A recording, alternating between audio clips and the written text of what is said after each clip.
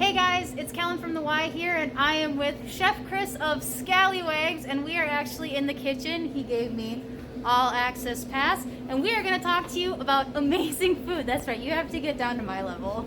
Say hi, Chris. So short. Hi, Chris. Talk about one of my favorite things ever, cheating. Okay? Cheating meals. Come on now. So I take it very seriously because I have, as some of you may know or not know, I've lost like a 5th grader working out with Kellen, etc. And food was a big part of that. I can build muscle quickly because I'm an athlete, but trimming this visceral area was then very difficult, and we had to go to food. I'm a chef. It's easy to go to food then, but what is not easy is changing the way you think about food, the way you cook your food, the way you eat your food. All of that is important if you're trying to lose weight too. It's been a long trip, 3 years, but I quit drinking, started eating well, and then met Kellen, started working out well, and have been lucky to have her and a couple other people in my life that really took my transformation serious. And so, all that being said, food is super important to the body. When you're at the grocery store, take your time. Pick out the best there is. And then take your time when you're cooking it. It should be fun. So, I cheat with meat because it rhymes and I love meat. And so that's what I do. So what we're going to do is cook one of our killer burger. You're going to make a hamburger, make it the best there is, and I'm about to show you how. So for me, a burger is one of the most important pieces of meat. So the first 3 minutes of a burger's life are the most important. So you're going to take it to a hot grill, whether it's your outside grill, inside grill, whatever it is. You're going to hit it, and you should hear it sear immediately. You're hearing it. So then I take low sodium soy, cover the burger. And then I take a blend sort of like Montreal steak seasoning. Okay. So it's equally important to a burger to me is bacon. I use double smoked. Okay, it's Applewood. It's made by a famous bacon maker here in Wisconsin. Bacon makes the difference. I put mine on the grill. I want the fat to drain off, and I want grill marks, and I want it to be crispy in the right spots and chewy in the right spots. And so I use a grill, and I usually put a burger press on my bacon. All right, so we're 3 minutes in. So I'm going to take a sharp spatula because I don't want to leave any burger on the grill. And I'm going to slide it like that, okay? Then I'm going to put it under it. I'm going to take a quarter of a turn and put it right back in the same spot. The bacon, be careful, it could be hot. Now has grill marks on it. So it's time to flip it. Oh my God, look how good that's going to be. Okay? Okay, let's talk about one of my favorite things on the planet. Buns. Hamburger buns. So I detest really bad hamburger buns. I literally would rather wrap my cheeseburger in a paper towel or something like that. So here at the Scallywags Burger Company at 119 North Adams Street, boom, shameless plug. We have it's kind of a ciabatta. It's custom made. It's more like an English muffin. See all those holes? You see how tough it seems to be? But is it tough later? Well, we're going to find out. I got a little butter. It's actually garlic butter. Now, I do not press my burgers, but I press my buns. So, now, this is how you know this is a great bun, because it holds up. This is a 2-pound hamburger press. I do not press my burgers, but I press my buns. okay? I want smooth, even, buttery, brown, delicious buns. I want them to be warm. Don't serve me a warm hamburger on a cold bun. It's like you don't love me. It's like you don't love me enough to toast the buns. Are you kidding me? So, now, burger, if we did it right, should have grill marks on all four sides. Which it does, here and here and here, okay? That is coming together. I'm gonna place my spatula there because it's a very light press. When I flip my burger, then I put the onions on the grill. Remember, that's gonna be hot.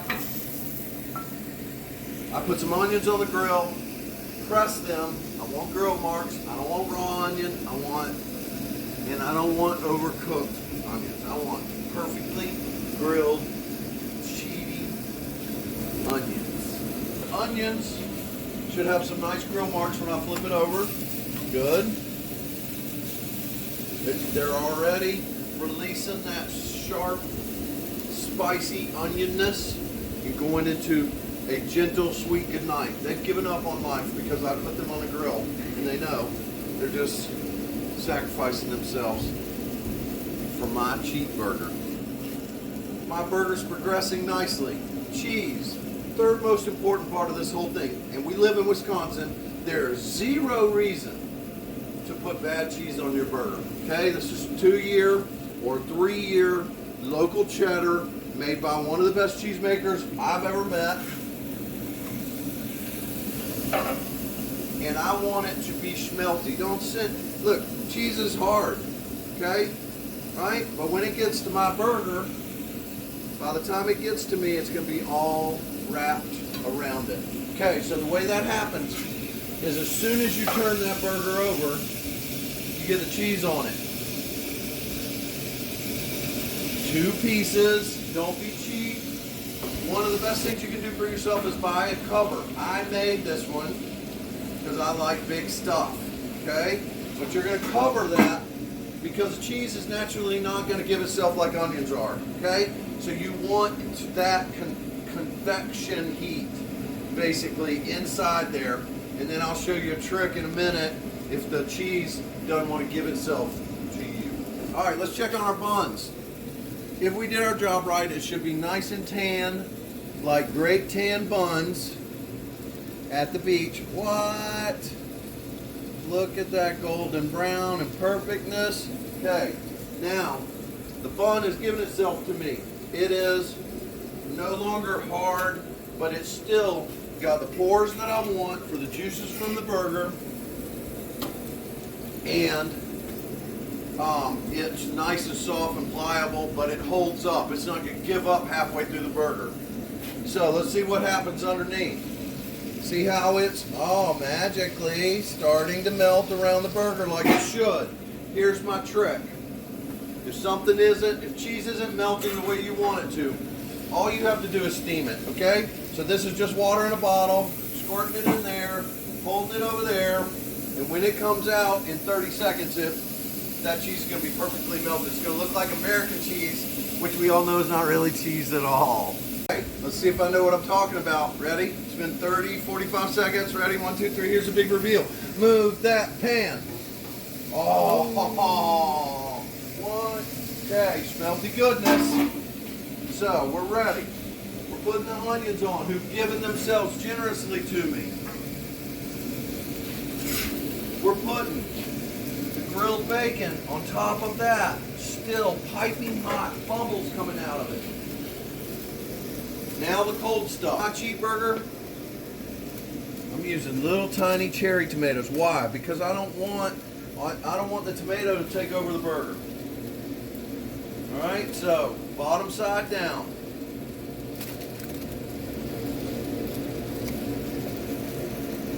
Cold stuff on the bottom. A couple slices of deli sliced pickles. For me, I want a little spice in my life. So I get jalapenos. I like them pickled, but then I like to heat them up just a little bit. Now, every burger needs a moisture maker. I like our pesto mayo the best for mine. I can add spice later if I want to. Okay, so this is nice mayonnaise and then a nice pesto mixed together, hit with some citrus. It'll change your life. Then, the burger. Make sure it's nice and solid on there. Don't be messing it up at the last minute.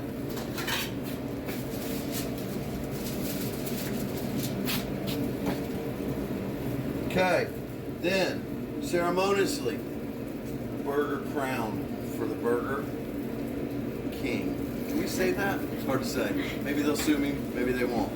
What it looks like when we slice through this big old burger monstrosity called the cheat burger now. Chef's cheat burger. Okay, hands on both sides. Nice sharp knife. Let the knife do the work.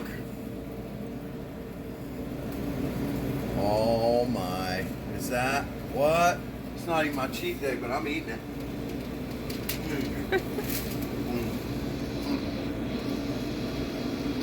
So good.